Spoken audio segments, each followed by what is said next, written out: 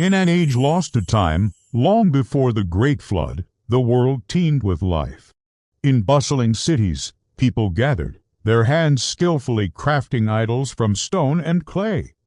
The marketplaces were alive, not just with trade, but with a growing shadow of moral decay. Merchants deceived their customers, arguments erupted over trivial matters, and the worship of handmade gods replaced the reverence for the one true Creator. It was a world losing its way, spiraling into chaos and forgetfulness. But away from the noise of the city, in the quiet serenity of nature, a man sat in contemplation. Ho, ho, ho! Beneath the sprawling branches of an ancient tree, Nuh, known to many as Noah, looked out upon the world. He was a man of noble features and wise eyes, his heart heavy with concern for his people. He saw their deviation, their lost sense of purpose, and a deep sadness filled his soul. He was a simple man in simple clothing, yet his thoughts were profound, his spirit connected to something far greater than the stone idols of the marketplace. He prayed for guidance, for a way to bring his people back to the light. One day, while standing on a hilltop, a brilliant, celestial light enveloped him. Ho, ho, ho! It was a moment of profound connection, a divine revelation that would change his life and the course of history forever. In that instant, the contemplative man was transformed.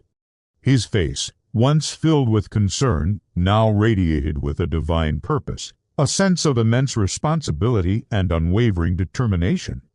He was no longer just a concerned citizen, he was a prophet, chosen to deliver a message of warning and salvation.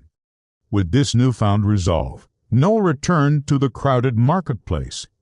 People were engrossed in their rituals, bowing before lifeless statues. Ho, ho, ho! He approached them not with anger, but with a compassionate yet firm demeanor. His voice, clear and steady, cut through the clamor of the city. He spoke of the one true God, the Creator of the heavens and the earth, and warned them of the path they were on. His simple white robe stood in stark contrast to the colorful, worldly attire of the people, a symbol of his purity and singular purpose. Close-ups on his face would have shown the deep, sincere concern etched into his features, his expressive eyes pleading with them to listen, to understand. But his call, for the most part, fell on deaf ears. Ho, ho, ho! Thus began the long journey of his mission, a journey that would span not just years, but decades, centuries even. Imagine a montage of time passing, Noah standing in the town square, his voice ringing out. Noah by the river, speaking to those who came to fetch water. Noah in village gatherings, patiently explaining his message again and again. We see him aging, the subtle gray streaks in his beard giving way to a more pronounced silver, fine lines appearing around his determined eyes. Yet the fire within him never dimmed. Through all this time, he faced relentless ridicule. Ho, ho, ho! People would cover their ears, laugh in his face, or simply turn their backs and walk away. They called him a madman, a liar. Despite the mockery, a small, diverse group of believers began to gather around him. An elderly man who saw the truth in his words, a young mother seeking a better future for her child, a former blacksmith who laid down his hammer to follow a path of faith. They were the few who listened, the few who believed. Noah's white robe became worn with time, a staff appeared in his hand to support his slightly more stooped posture. Ho, ho, ho! But his spirit remained unbroken, his conviction as strong as the day he received his first revelation. He was a beacon of persistence in a sea of ignorance. For 950 years, he called to them day and night in public and in private, never once losing hope. As Noah's small community of believers grew, so did the opposition from the city's elite. The arrogant leaders, draped in ornate clothing and dripping with jewels, saw him as a threat to their power and the social order they controlled. One day, A dramatic confrontation erupted in the city center. Ho, ho, ho! They surrounded Noah, their voices dripping with scorn and threats. But Noah stood firm, his face a mask of unwavering resolve. He wasn't just defending his beliefs, he was protecting the small flock of poor, humble believers who huddled behind him.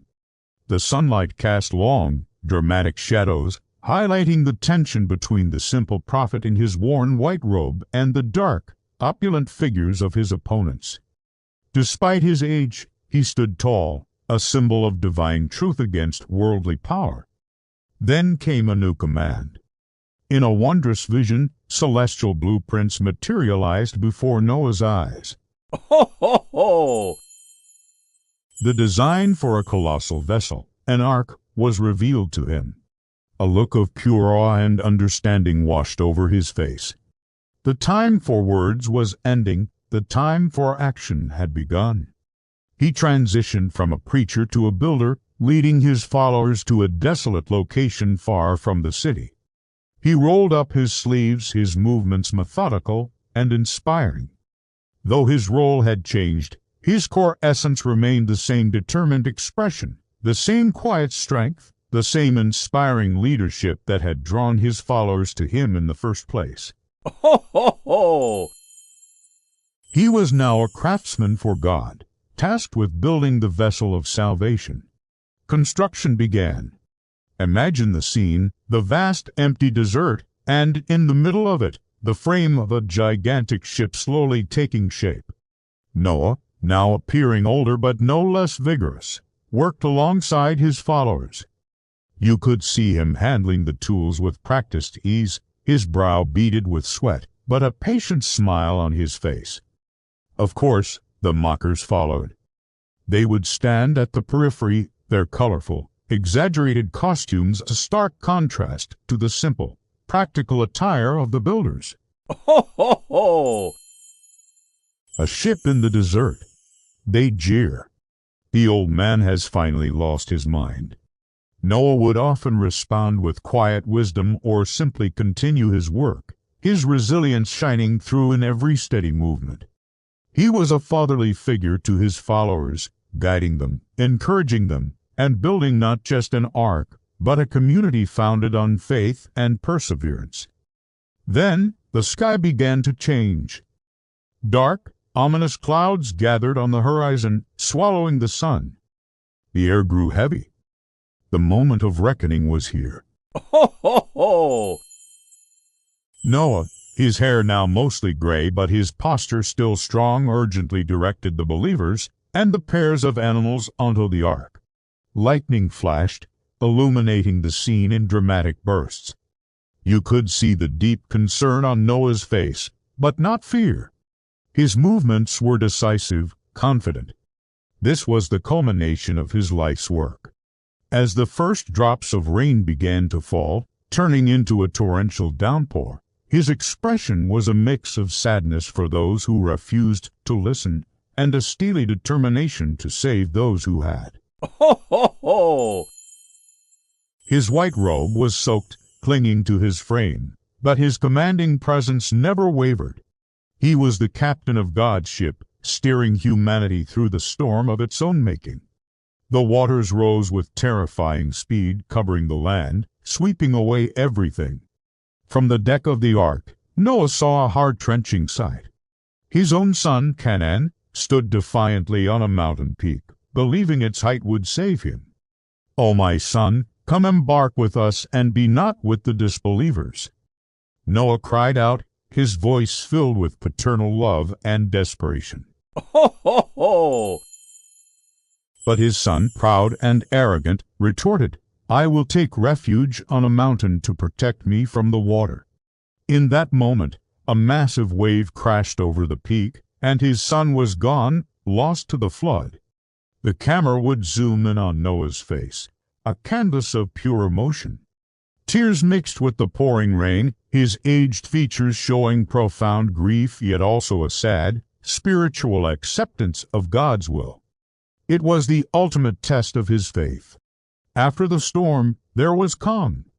The rain stopped, the waters receded, and the ark came to rest gently upon Mount Judy. Ho, ho, ho! When the door opened, Noah emerged. He looked older, more weathered by the journey, but his face was radiant with peace and gratitude. His worn white robe told the story of his struggle, but he stood tall, a patriarch for a new world. The small group of survivors gathered around him, looking to him as their guide. The morning sun broke through the clouds, creating a soft halo effect around his head. He raised his hands in a prayer of thanks, his face a mixture of relief for the saved and lingering sadness for the lost. Ho, ho, ho!